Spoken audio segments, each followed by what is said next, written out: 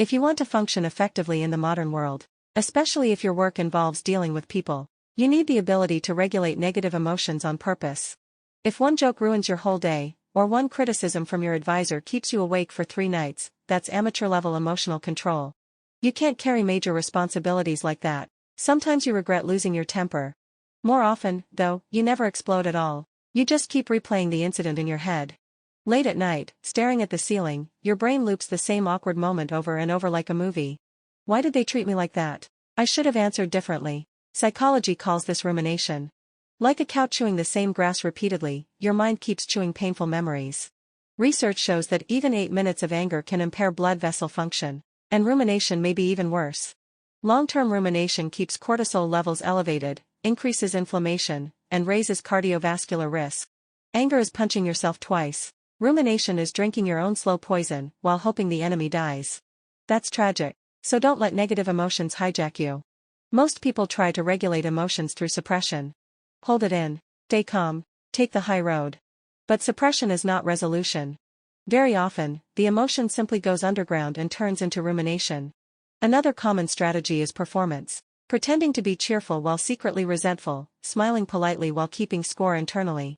That's neither authentic nor intelligent. Eventually the mask cracks. Of course, you shouldn't react immediately to every emotional trigger. As Stephen Covey wrote in The 7 Habits of Highly Effective People, between stimulus and response there is a space. The question is, what do you do inside that space? Simply staying silent for a few seconds doesn't automatically produce wisdom. Your brain needs to run a program during that gap. That program is today's thinking tool, cognitive decoupling. Your brain has a fast lane. Perception triggers emotion, emotion triggers action. In dangerous situations, that shortcut can save your life. If you see a tiger, you'd better run immediately. But modern society is complicated. Human beings are especially complicated. Your first interpretation of a situation is often wrong. That's why we need cognitive decoupling. Cognitive decoupling means separating the story in your head from the facts in front of you. Cognitive scientist Keith Stanovich described this beautifully. He argued that one of the defining functions of rational thought is the ability to separate simulated reality from actual reality. Today, let's engineer this concept into a practical 3-step process. Diffusion leads to perspective taking, leads to reappraisal. Step 1 is cognitive diffusion. This means separating what I feel right now from objective reality. We've talked before about the free energy principle. Your perception is not reality itself. It's your brain's prediction of reality. And emotions are triggered by perception, not truth. Neuroscientist Lisa Feldman Barrett put it this way: emotions are not reactions to the world. They are your constructions of the world.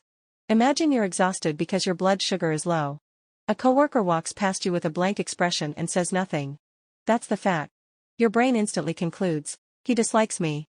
But that's not reality. That's a prediction. Then anger appears.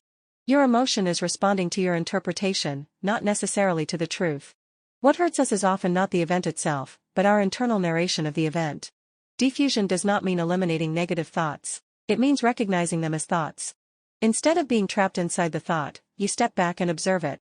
When people are emotionally fused with their thoughts, they feel the thought defines reality itself. You fail at something and suddenly think, I'm a loser. My life is over. At that moment, you must create psychological distance. That thought is just a cloud passing through the sky of your mind. It is not your identity. A powerful technique is time distancing. Ask yourself, will this matter in 10 minutes? 10 months? 10 years?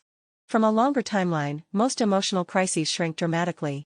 Another effective method is self-distancing through third-person language. Instead of saying, I'm a failure, you mentally say, I notice that this person is currently having the thought that he is a failure. That tiny shift changes everything. You are not your thoughts. You are the awareness observing those thoughts. Once you enter observer mode, you stop being the emotion itself. You become the person watching the emotion. And once you can observe, you can choose. At this point, you've already developed something incredibly valuable: metacognition. The ability to monitor and regulate your own thinking process. You are no longer a machine reacting automatically to stimuli. You can interrupt your own programming.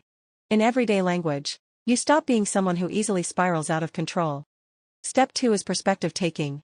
Don't just analyze your own perception. Move the camera. Imagine you're arguing with someone.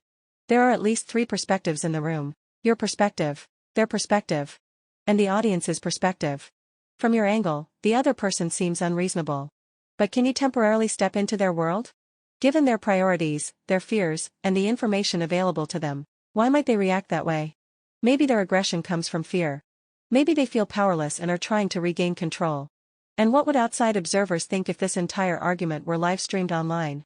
Would they see one mature person and one immature person? Or just two fools yelling at each other? Perspective taking is mentally demanding, but it's one of the highest forms of intellectual humility. And often the best method isn't imagination. It's simply asking. You can pause and say, "You seem really upset. What are you actually worried about? What outcome are you trying to avoid?" A huge amount of human conflict comes from misunderstanding, not evil intent. After the first two steps, you no longer mistake your feelings for facts. You've gathered more information and more perspectives. Now comes the most important step, cognitive reappraisal. We've discussed reappraisal many times on this channel, because it may be one of psychology's most useful contributions to ordinary life. The situation remains the same, but you change the interpretation. You rewrite the story. And once the story changes, emotions and actions change with it. Traffic becomes an opportunity to listen to an audiobook. A delayed text message becomes a normal human situation instead of rejection. Pre-speech anxiety becomes your body preparing energy and oxygen for performance. This is not fake positivity. It is active meaning construction. Meaning was always constructed in the first place. So why not construct a useful meaning? 3 powerful forms of reappraisal are: first, rewrite threat as challenge. This is difficult, but difficulty is how I grow. Second, rewrite personal attack as situational pressure. Maybe this person is stressed and treating everyone badly today. Third, reinterpret negative emotion itself. Fear can become excitement. Anxiety can become readiness. Some people become almost too good at reappraisal. Everything becomes a blessing in disguise. That can drift into denial. Reappraisal should support constructive action, not fantasy. But if you spend every night ruminating, perhaps you could still learn something from those people. So cognitive decoupling is essentially a 3-part sequence. First, diffusion creates distance. Then perspective taking expands awareness. Finally, reappraisal redirects emotion toward constructive action. Let's look at a few real-life examples. You're waiting in line and someone cuts in front of you. Your inner caveman instantly wants a fight. Diffusion. Wow. My adrenaline is surging. My brain is shouting. Attack. Will this matter 10 minutes from now? Is this worth sacrificing an entire day of emotional energy? Perspective taking. Maybe the person is genuinely in a hurry. Maybe they're simply rude. But everyone around already sees that. Social judgment is happening automatically. Reappraisal. This is just a random NPC event in the game of life. Staying calm doesn't mean weakness. It means my time is more valuable than this conflict. Or imagine you excitedly tell your parents about your ambitious startup idea, and they immediately dismiss it as unrealistic. You feel rejected and misunderstood. Diffusion. My brain is creating the story that my parents don't love me and only want to control me. But that is an emotional interpretation, not a fact. The fact is simply, they expressed fear and disagreement. Perspective taking. In their mental model, stability equals safety. Their opposition may actually come from concern. At a deeper level, both sides want the same thing: a secure future. Reappraisal. Instead of "they don't respect me," reinterpret it as "they are trying to protect me using the risk model they understand." Now your goal shifts from fighting to communication.